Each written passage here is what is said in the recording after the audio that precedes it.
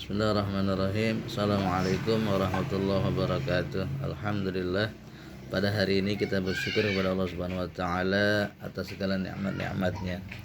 Salawat dan salam semoga senantiasa tercurah kepada baginda Rasulullah sallallahu alaihi wasallam dan juga kepada para keluarganya, para sahabat-sahabatnya, para pengikut-pengikutnya dan pengikut dari pengikut-pengikutnya, serta kita semua yang senantiasa berusaha untuk menegakkan sunnah-sunnah Rasulullah SAW, dan juga semoga kita berharap mendapatkan syafaatul uzma nanti pada hari kiamat nanti insyaallah.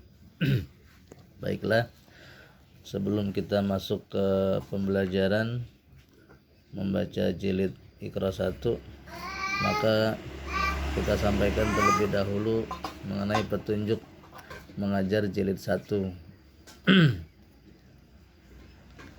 Bahwa sebelum dimulai, kepada para anak-anak, santri, pemula, remaja, dewasa, ada beberapa poin-poin yang perlu diperhatikan oleh para asatid atau para ustadz atau para orang tua di rumah sebelum mengajarkan anak-anaknya untuk mulai membaca jilid 1 atau Iqra 1. Poin yang pertama adalah mengenai sistem, di mana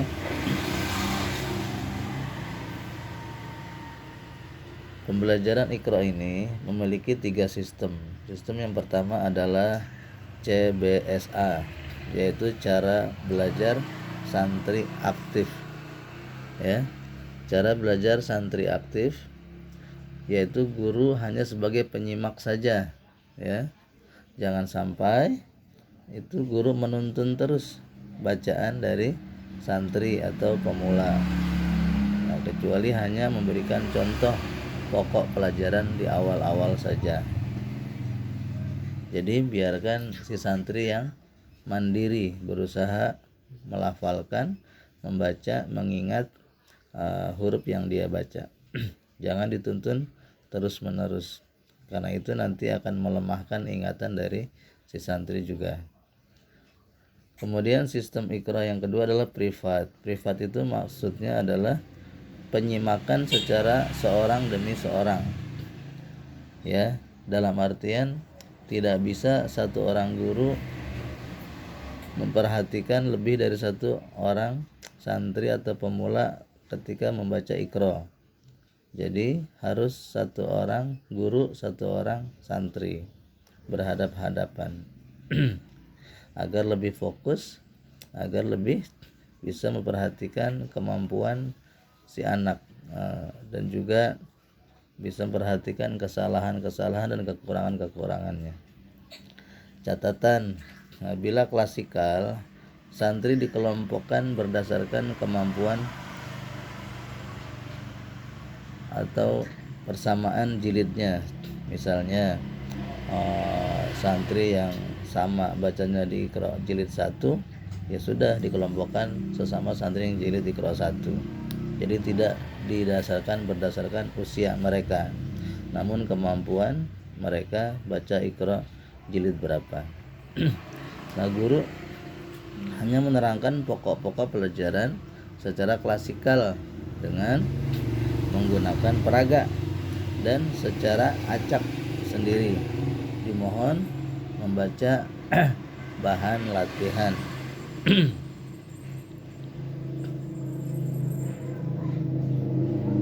Yang ketiga yaitu sistem Iqra adalah asistensi. Nah, ini yang memudahkan cara pembelajaran metode Iqra ini. Apa itu asistensi? Asistensi itu adalah santri yang lebih tinggi baca jilidnya dapat membantu atau menyimak santri lain yang jilidnya di bawah dia atau lebih rendah daripada jilid yang dia baca. Contoh, misalnya ada santri yang sudah jilid 6 atau jilid 5, maka dia bisa bantu menyimak bacanya si santri itu yang jilidnya 1 atau jilid 2. Demikian. Nah, kemudian petunjuk mengajar yang selanjutnya, yang kedua adalah mengenai judul-judul. Mengenai judul-judul, guru langsung memberi contoh bacaannya.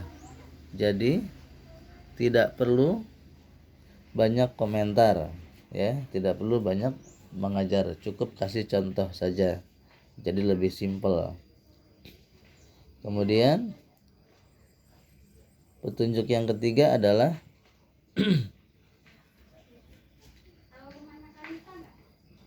sekali huruf dibaca betul, maka tidak boleh atau jangan diulang-ulang lagi.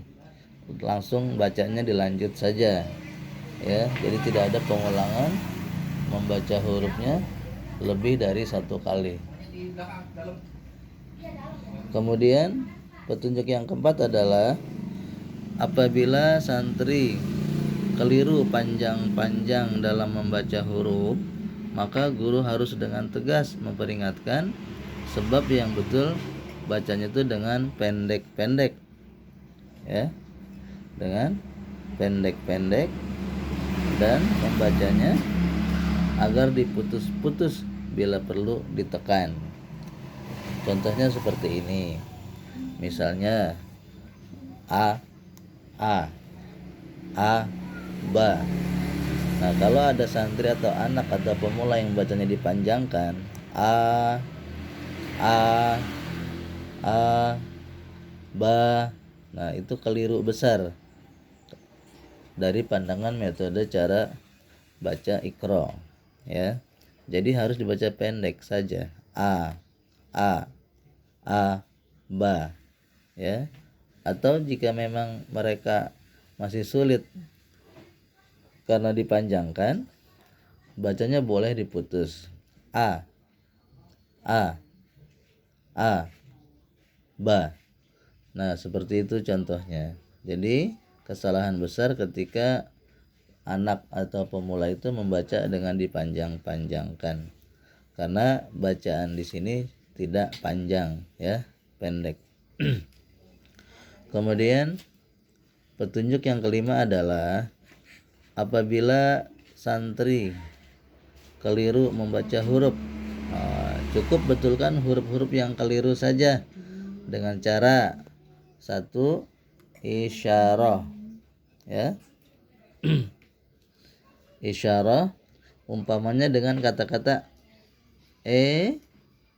awas, stop, dan sebagainya. Jadi tidak langsung dibetulkan atau dituntun bacaan hurufnya. Agar apa? Ketika kita memberikan kode seperti itu, maka santri atau pemula akan paham kalau huruf yang dibaca olehnya itu salah, sehingga dia akan berpikir untuk membaca ulang huruf apa yang dia salah tadi. Kemudian cara yang kedua, yaitu dengan cara bila dengan isyarah masih tetap keliru, maka berilah titian ingatan. Umpamanya santri lupa baca huruf zai, ya. Ustadz cukup mengingatkan titiknya, yaitu bila tidak ada titiknya dibaca ro. Nah, kalau ada titiknya dibaca apa? Seperti itu. Jadi tidak langsung menyebutkan huruf yang dibaca salah tadi. Namun bila masih tetap lupa, barulah ditunjukkan bacaan yang sebenarnya. Jadi ketika memang santri ini sudah lupa sama sekali, tidak ingat huruf apa itu, maka ustadz boleh atau orang tuanya boleh menyebutkan ini huruf zai. Seperti itu. Ya, jadi perlu diperhatikan ketika anak santri atau pemula itu lupa, jangan langsung disebutkan bacaan huruf yang salahnya. Yang pertama cukup dengan isyarah, awas, stop. Nah, atau yang kedua, bila dengan isyarah nggak bisa juga, maka dia bisa dengan penyebutan huruf lain yang sejenis yang tanpa ada titik. Misalnya kalau nggak ada titiknya ini huruf ro. Nah, kalau titiknya dibaca apa? Nah, dengan begitu akan membantu santri, anak atau pemula dapat mengingat kembali huruf bacaan yang dibaca salah tadi. Kemudian petunjuk yang keenam. Nah, petunjuk yang keenam ini adalah pelajaran satu ini berisi pengenalan huruf berfathah. Maka sebelum dikuasai benar, jangan naik ke jilid berikutnya. Sedangkan bila kemampuan maksimal tetap belum fasih, maka sementara boleh. Nah, jadi ini bagaimana evaluasi penilaian terhadap bacaan santri, anak-anak atau pemula yang apabila telah menyelesaikan jilid 1 ini. Evaluasinya adalah jadi ketika mereka masih baca panjang-panjang, maka harus ditekankan dulu bacanya dengan pendek-pendek. Nah, karena nanti akan terbawa terus ke jilid berikutnya kalau dari awal bacanya dipanjang-panjangkan.